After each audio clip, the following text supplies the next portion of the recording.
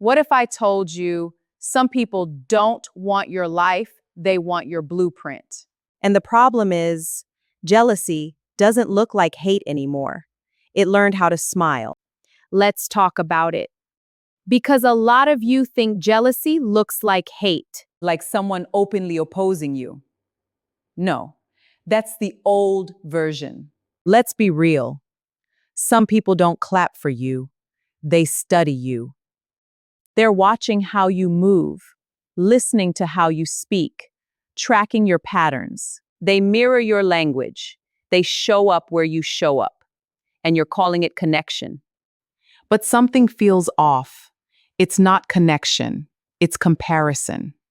Because jealousy doesn't introduce itself honestly anymore. It hides behind, I'm just trying to learn from you.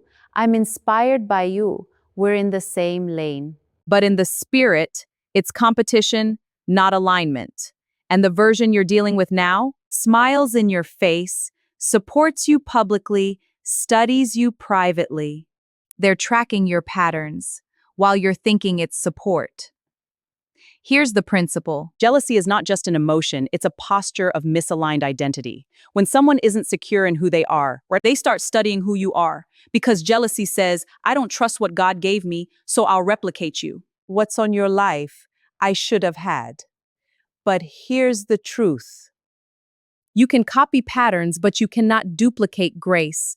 Your blueprint didn't come from trends. It came from pruning, pressure, private obedience. And that part cannot be imitated. Purpose doesn't transfer through imitation. It's activated through identity. Here is the hard truth. Some of you are not being celebrated. You're being studied by people who haven't healed. And because they haven't healed, They don't know how to honor what's on your life. So instead, they mirror you. They compete quietly, they gather access without intention to grow. And let's say what most won't say. If you're not discerning, you'll keep pouring into people who are secretly competing with you. Jealousy doesn't always attack you publicly. Sometimes it copies you quietly.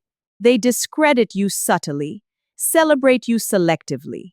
So how do you move? Watch patterns, not words. Consistency reveals intention. Stop over-explaining your moves. Your life is not an open blueprint for spectators. Discern alignment versus attachment.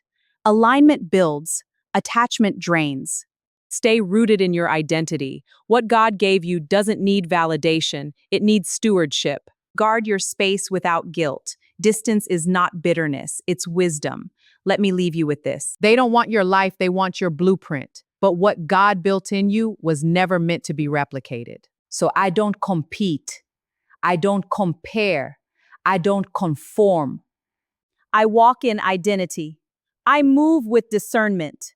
And I guard what God gave me because jealousy may have learned how to smile, but I've learned how to see.